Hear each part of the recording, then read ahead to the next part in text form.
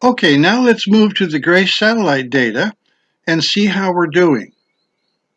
The Gravity Recovery and Climate Experiment, GRACE, consists of twin satellites launched in March of 2002 to make detailed measurements of Earth's gravity field, which will lead to discoveries about gravity.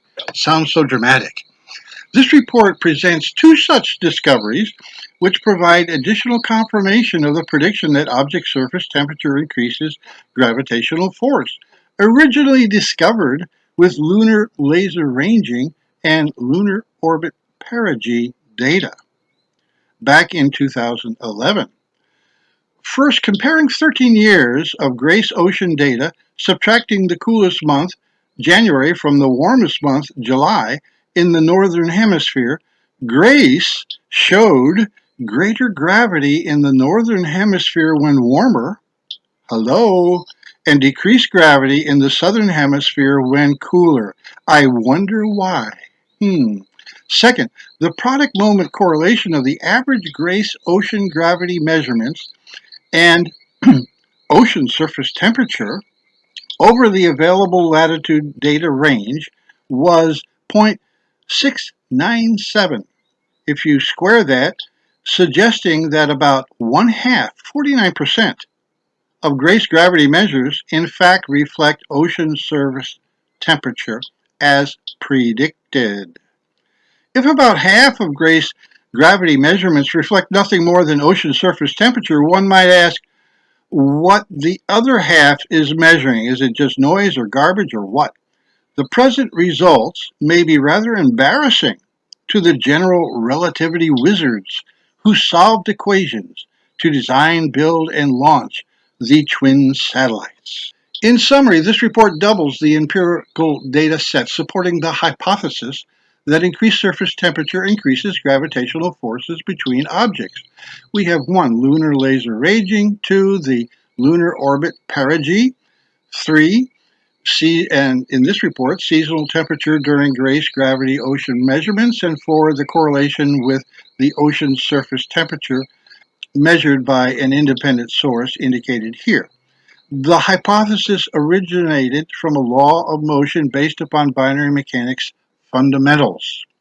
One consequence is that physics may now have its first credible model of how gravity-like effects work, namely that all else equal, objects tend to move in the direction of greater one-state bit density, and the gravitational attraction effect between pairs of objects is caused by the fact that bit density between the objects will be greater than in any other direction. This is sort of obvious, I would think.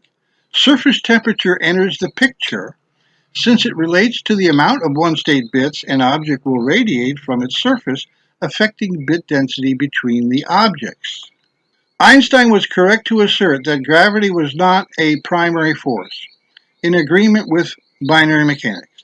Ironically, perhaps the majority of physicists currently ignore where Einstein was right, gravity not a primary force.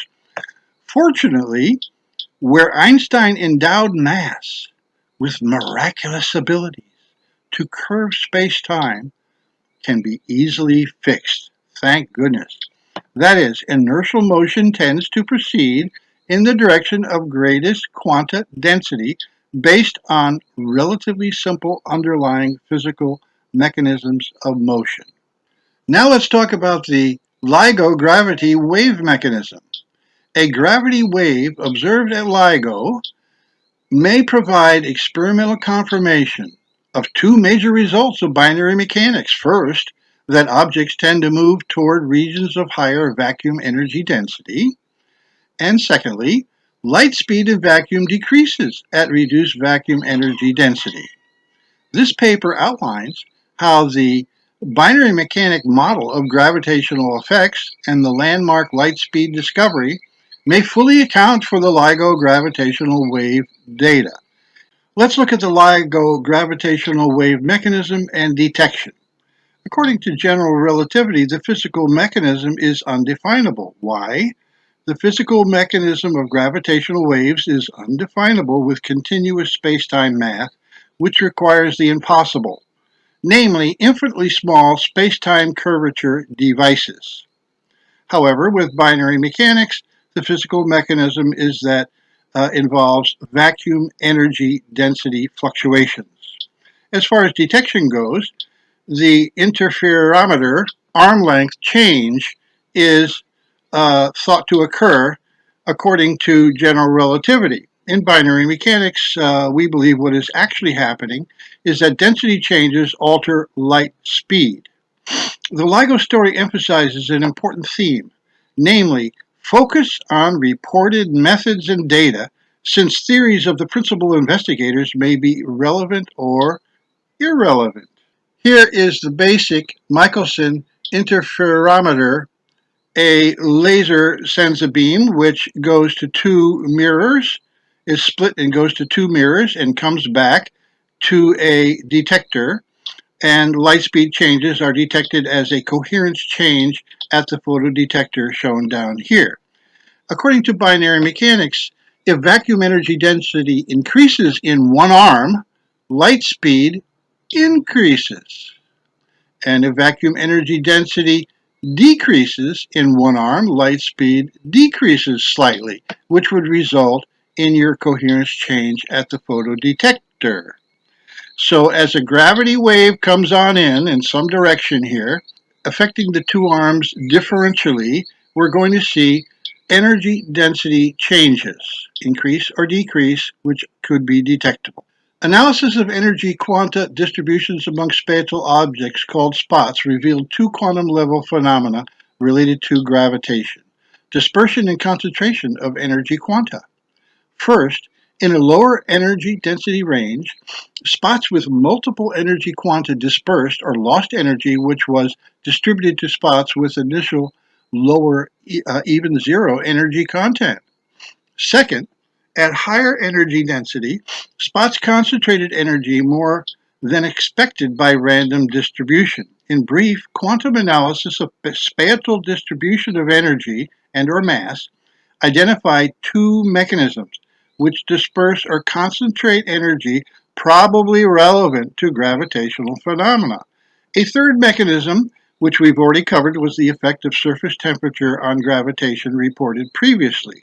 These results further integrate gravity and space-time energy quantization in binary mechanics and support a multi-factor treatment of gravity-related phenomena. Here we show spot energy E, observed minus expected, over a range of quanta energy densities, starting with absolute vacuum, here on up to about 0.4 of absolute maximum energy density. Notice, if energy equals zero in the blue curve here, we have less than expected. Well, what are the alternatives?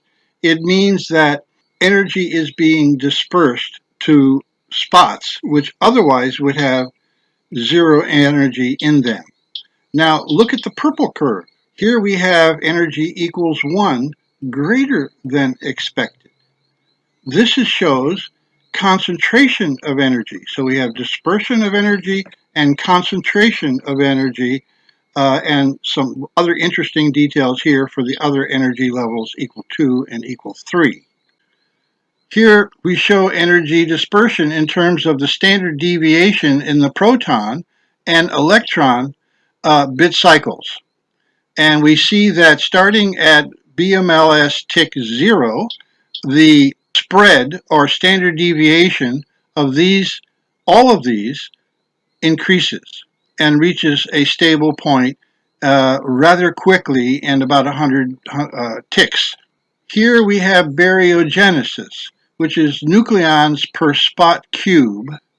If we start with the randomized state at tick 0 in the simulator, we go up and we get an increase in nucleons, which tends to be stable after several hundred ticks. This would be showing concentration of energy, because definition of the baryon operationally requires a number of quanta in the right-handed matter d-quark positions in the spot cube in order to be defined as a nucleon or proton or neutron. Quantum gravity mechanisms. Shot in the head stops zombies. The reader may choose between two perspectives. One is the legacy single variable treatments of gravitation, highlighting mass and its energy equivalent in universal gravitation and general relativity, both based on outdated continuous spacetime math. For example, positions in real numbers, infinitesimal increments in position or time allowed, and infinities singularities allowed. Einstein's contribution was probably the best anyone could expect without knowledge of energy spacetime quantization. Consider the recent demonstration that proton-nucleon mass is not constant, but instead varies as a function of surrounding energy density. This finding may be the proverbial shot in the head for legacy zombie theories. The other perspective is the suggested multi-factor treatment where quantum events account for gravitational effects at any microscopic or macroscopic level of fineness.